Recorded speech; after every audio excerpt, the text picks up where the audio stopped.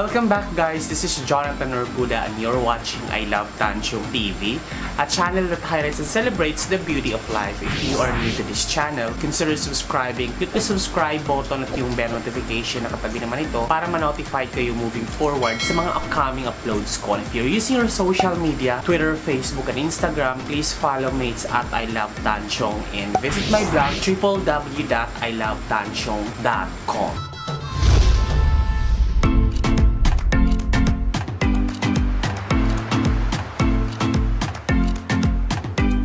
Today's vlog, ito na po yung pinakaantay natin at na-mention ko po to nung last vlog episode ko na dumating na ang ating multi-cooker na Kiowa ang brand na I ordered it from Lazada.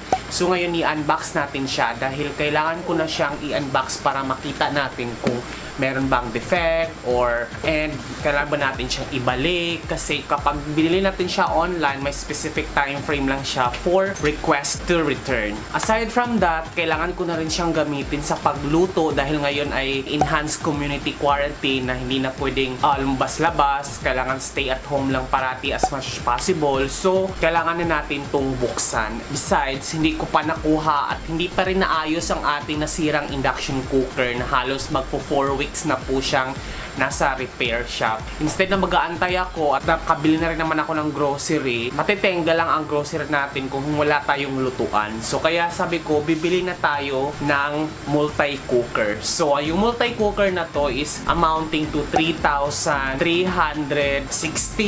including delivery fee and I got it from Lazada. So if you would like, I'll put the link down in the description below kung gusto niyo siyang bilhin para hindi na kayo mahirapang pang maghanap. Pero sana goodbye ito ngayon dahil ayoko na po pumunta sa LBC para mag-return like nung nauna kong nabiling induction cooker na sa online din na kailangan pang i-return. So sobrang hassle. Huwag naman sana tayo ma-disappoint dito sa ating bagong binili. So medyo ano naman siya, secure dahil may naka-bubble wrap siya. So nandahanin na lang natin siyang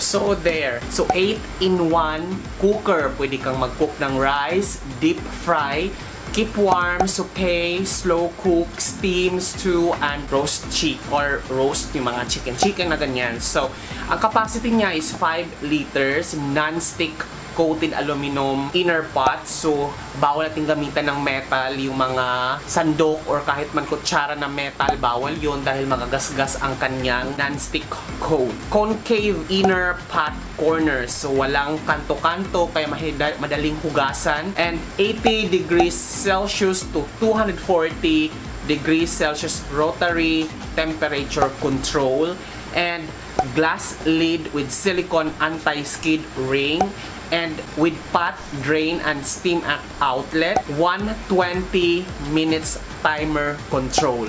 So ito yung mga feature niya. So ang model niya is KW3800. Ang pinaka-feature pa niya is space saver, and this is perfect for small condominium unit just like I'm currently living at. At meron pa siyang complete accessories. Medyo kamahalan nga lang talaga dahil 3,000 plus, pero ayos lang naman. So meron tayong sales invoice. On the top, makikita agad natin yung kanyang mga accessories, kabalot pa. So we have yung mga ganito, ayan, 10 amps, 250 volts, and i-remove natin. Ilang weeks na akong hindi nagluluto. Oh, pag binuksan siya, ang ganda. Maganda siya. Glossy siya. Glossy, ang ganda. Perfect siya. Para siyang sa, air fryer. Combination of black and red. Tapos ito yung takip niya. Glass at saka merong rubber coated sa gilid. Kaya hindi siguro talaga lumalabas yung usok dito, no? At ang daming accessories. May pang ganito pa grill. Tapos may manual. And another pang french fries or mga prito-prito na kailangan ng drain. Ayan, meron siyang drain basket. I think this one is para dito or I don't know how to use this. And meron pa rin isa. Ayan. Natakot lang ako dito dahil metal. So baka magasgas yung coat. Yan kasi metal siya. Tapos may nakalagay dito, warning. Please remove. Tanggalin natin siya. Kasi meron daw styrofoam dito sa ilalim. Ayun, meron ng styrofoam. Baka masunog. So ayan. And makikita nyo, ito yung 5 liters. Ganyan siya kalaki. Which is okay naman. O yun, diba? Mukhang okay naman siya, oh. Mukhang matibay siya. At ang kinis ha, in fairness. Non-stick talaga siya. Ayun, oh. Wala naman siyang gas-gas.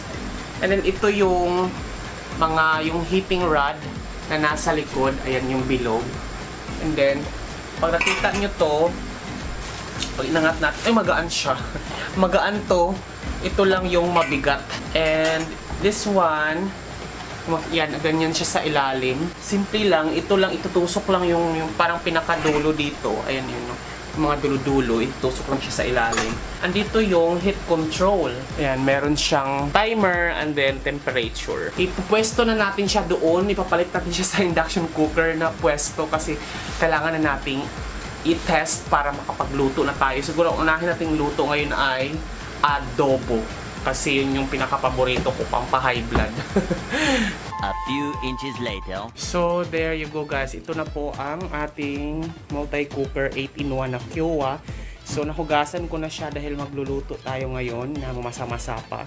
And medyo malaki siya. Ayan, enough naman siya for me. Pero medyo mas malaki siya talaga sa isang tao. Pero mga nasa 5 tao siguro kasya nito pag nagluto ka ng kanin or ulam. So, square siya and curve corner.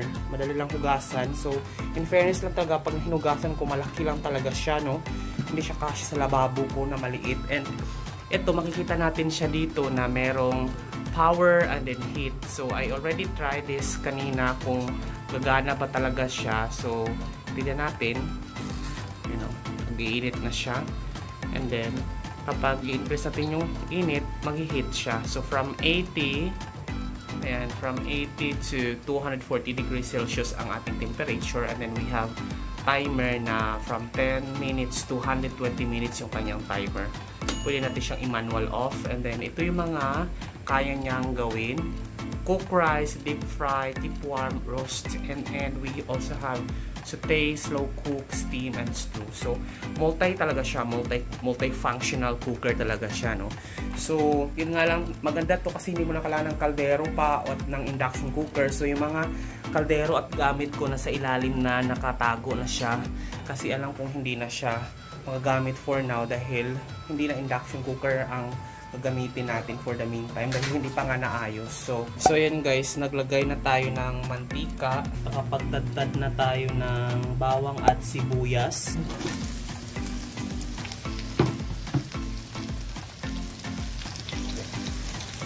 Fairness, mabilis siya maluto, oh. Pakalain natin. Binifrost ko na ang ating baboy. Kanina pa to, na-defrost. Tingnan natin kung ano ng itsura nung na-defrost. Ay, ang init. Then, isa lang na natin itong baboy. Kaya nasalang na natin ang ating baboy.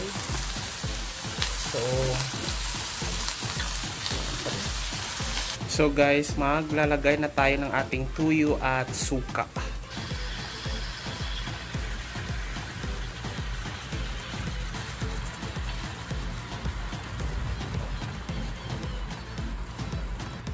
Tuyo.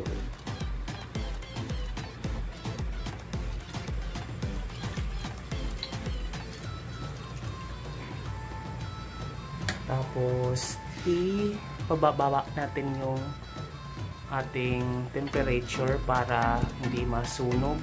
Isuslukok natin. Takpan na lang natin. Dahil maglalaba pa ako. At ito na nga guys, ang ating adobo. So, lalagyan ko na lang to ng mga laurel, paminta, at ng mga iba-iba pang mga ricado na pampasarap na mga spices. And it's ready to go. Ayan siya. Luto na. Perfect for adobo ang cooker na ito. So ayan na guys, tapos na, naluto na. Nalagyan ko na din siya ng adobo sa pula recipe mix na with atsuete. So ito na siya. Ang sarap niyang tingnan. Parang sarap nito. Medyo tuyo-tuyo yung sabaw, tapos durug-durug yung ano. Ay, sarap nito. bahog sa kanin. So, kakain na tayo guys. Day 2. So ngayon naman guys, ang lulutuin naman natin ngayon ay pork red curry na ginataan. Gagataan natin siya. Tapos, nag-defrost na tayo ng ating baboy. At mag-iinit na tayo ng mantika dito. So, nagisa na tayo guys ng ating sibuyas at bawang. Ilagay ko siya sa pinaka-heat para madaling maluto. First time kong matry itong powder na to guys, na red curry. Siguro may kasama na itong aswete or whatever. Tapos, hindi na kasi ako bumili ng gata sa labas dahil ayoko nang lumabas dahil quarantine. So, bumili na ako ng maraming kinataang or gata mismo. Itong powder na gata na to. Salang na natin ito, no?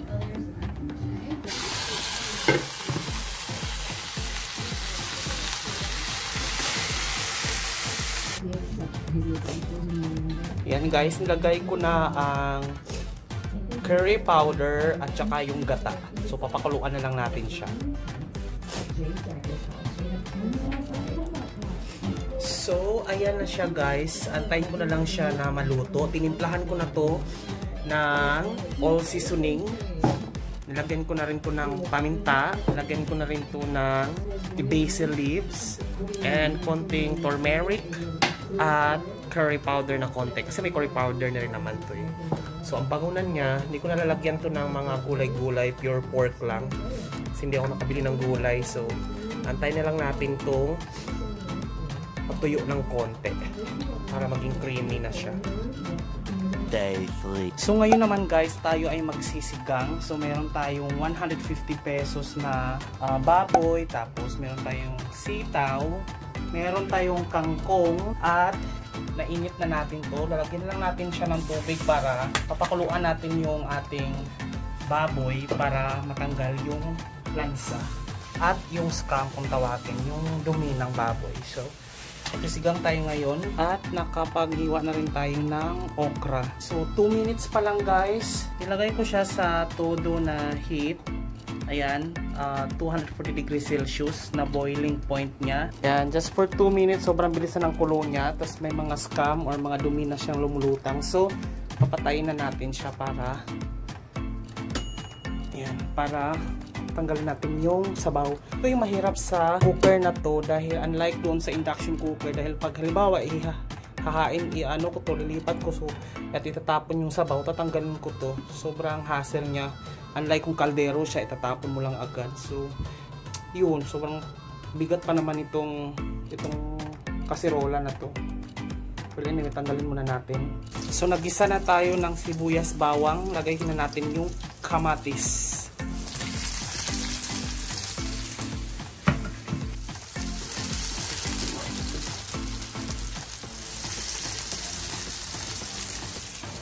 So, bali na ito na yung lahat yung baboy na napakaluan natin. At natanggalan natin yung scum.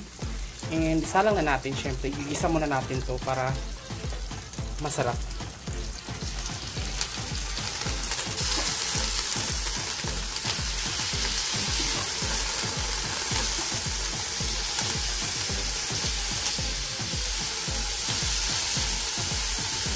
So, nagisa na natin siya ng bonggang-bongga. Lagyan na natin ng tubig para sa kanyang sabaw. There. Then, simmer lang natin siya hanggang maluto ang kanyang karne. So, simmer.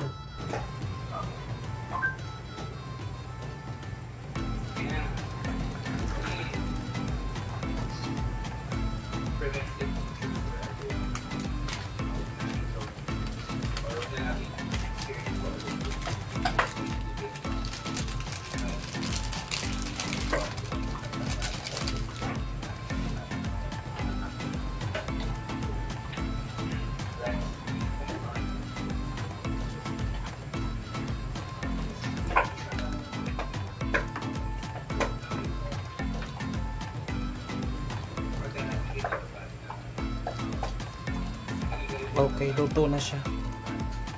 So, nalagyan lang muna natin siya dyan para maluto talaga.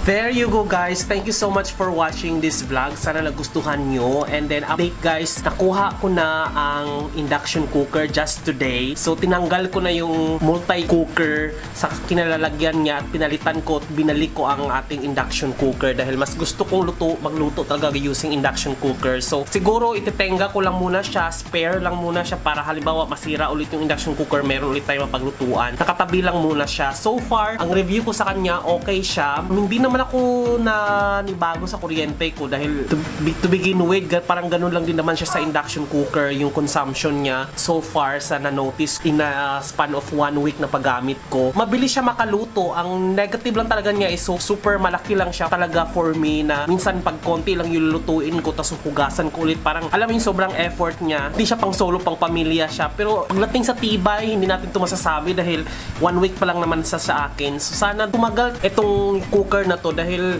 pag durability talaga ang usapan, iba talaga eh. Parang pag tumagal talaga ng tumagal ang isang product, mas nakakabilib. So far, yun lang naman ang review ko and unboxing. Sana nag-enjoy kayo sa video na to. This has been Jonathan Orbuda saying keep smiling because life is worth celebrating for. Bye!